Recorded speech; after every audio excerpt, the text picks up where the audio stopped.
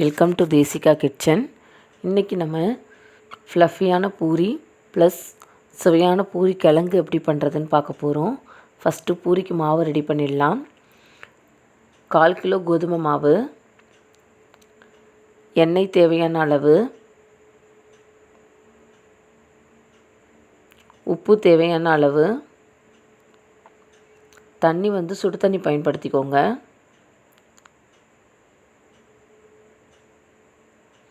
இப்போ மாவில் தேவையான அளவு உப்பு சேர்க்குறேன். இப்போ தண்ணி சேர்த்து நல்லா மிக்ஸ் பண்ணி விட்டு கொஞ்சம் கொஞ்சமாக தண்ணி சேர்த்து மாவு பிசைஞ்சுக்கோங்க. மாவு ரொம்ப இறுக்கமாக பிசையாதீங்க. இப்போ இதை ட்ரை ஆகாமல் இருக்க 1 ஸ்பூன் எண்ணெய் சேர்த்து நல்லா மிக்ஸ் பண்ணி வச்சிடலாம்.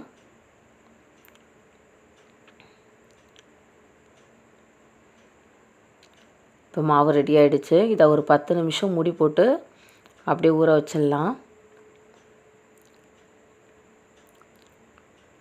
இப்போது ஒரு சின்ன துண்டு மாவு எடுத்து 2 பக்கமும் நல்லா மாவு சேர்த்து சின்ன சின்ன பூரியாக போட்டு எடுத்துக்கிறேன் நான்.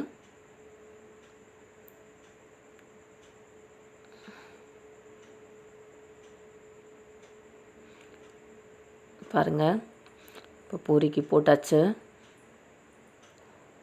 ஒரு 3 பூரிக்கு தேவையான அளவு மாவு திரட்டியிருக்கேன். இப்போ எண்ணெய் வச்சு நல்லா சூடாகிடுச்சு. இதில் பூரி மாவு சேர்க்குறேன். இந்த மாவு மேலே நல்லா படுற மாதிரி எண்ணெயை கொஞ்சம் கொஞ்சமாக எடுத்து கரண்டியால் அதில் ஊற்றுனீங்கன்னா இப்படி நல்லா உப்பி வரும் பூரி. நீங்கள் ஒவ்வொரு பூரியுமே இதே மாதிரி போடுங்க, அப்போ நல்லா வரும்.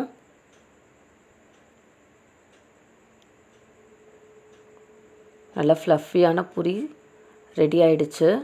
இதில் நம்ம கோதுமை மாவு மட்டும்தான் பயன்படுத்தியிருக்கோம், வேறு எதுவும் சேர்க்கலை. இந்த மெத்தடை ஃபாலோ பண்ணி பண்ணுங்கள், உங்களுக்கு பூரி நல்லா ஃப்ளஃபியாக வரும். இந்த வீடியோவை தொடர்ந்து அடுத்து நம்ம பூரி கிழங்கு எப்படி பண்ணுறது அப்படின்னு பார்க்க போகிறோம்.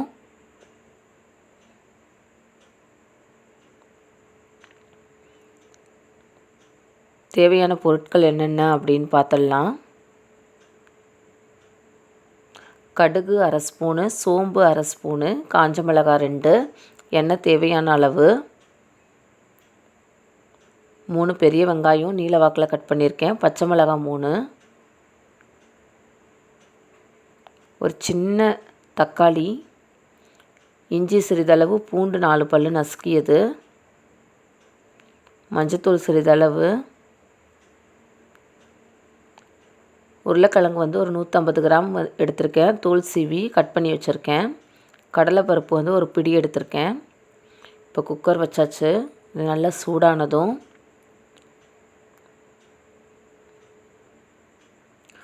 2 டேபிள் ஸ்பூன் அளவு எண்ணெய் சேர்க்குறேன். எண்ணெய் நல்லா சூடானதும் காஞ்ச மிளகாய் சேர்க்குறேன். கடுகு, சோம்பு, கடலைப்பருப்பு சேர்த்துக்கோங்க. கடுகு நல்லா பொரிஞ்சு வந்ததும் கருவேப்பிலை, கொத்தமல்லி சேர்க்குறேன்.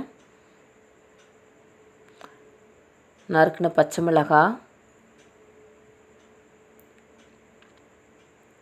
இதை நல்லா மிக்ஸ் பண்ணி விட்டுடலாம்.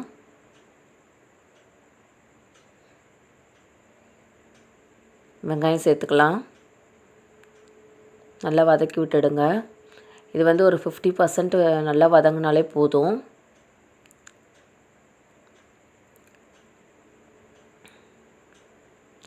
கொஞ்சமாக மஞ்சத்தூள், இதையும் நல்லா மிக்ஸ் பண்ணி விட்டுருங்க. இஞ்சி, பூண்டு 2 சேர்த்துக்கலாம். நல்லா வதக்கி விட்டுடுங்க. தக்காளி சேர்த்துக்கிறேன். சேர்த்து நல்லா வதக்கியாச்சு. தேவையான அளவு உப்பு சேர்த்துருக்கேன்.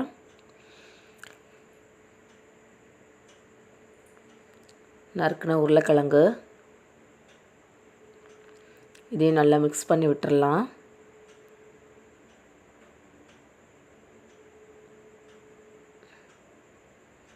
இப்போ 1 டம்ளர் தண்ணி சேர்க்குறேன்.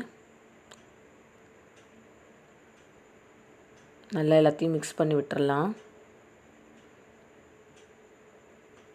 இப்போ குக்கரை மூடி போட்டு மூடிடுறேன். ஒரு 3 விசில் வரட்டும்.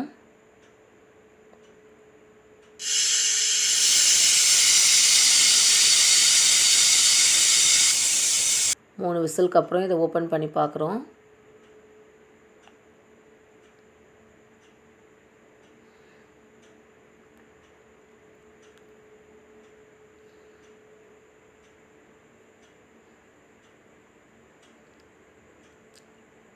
ஓப்பன் பண்ணியாச்சு. இது பாருங்கள், நல்லா வெந்து வந்துடுச்சு.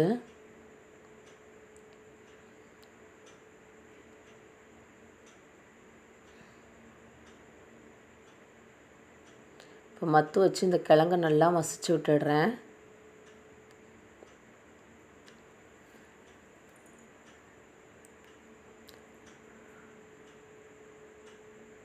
ஒரு ஸ்பூன் கோதுமை மாவில் கொஞ்சமாக தண்ணி சேர்த்து அதை நல்லா மிக்ஸ் பண்ணிவிட்டு இதில் கலக்கிறேன்.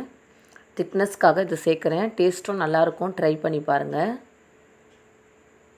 நல்லா மிக்ஸ் பண்ணி விட்டுடலாம். சுவையான பூரிக்கிழங்கு தயாராகிடுச்சு. இந்த மெத்தடில் பூரிக்கிழங்கு ட்ரை பண்ணி பாருங்கள்.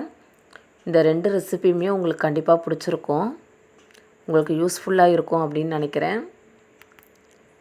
ட்ரை பண்ணி பாருங்கள். பிடிச்சிருந்தா லைக் பண்ணுங்கள், ஷேர் பண்ணுங்கள், கமெண்ட் பண்ணுங்கள். அண்ட் நம்ம சேனலை சப்ஸ்கிரைப் பண்ணிக்கோங்க.